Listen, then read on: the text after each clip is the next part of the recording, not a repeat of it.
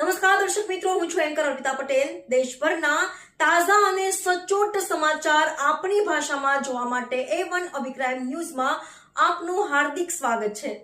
હવે જોઈએ મુખ્ય સમાચાર।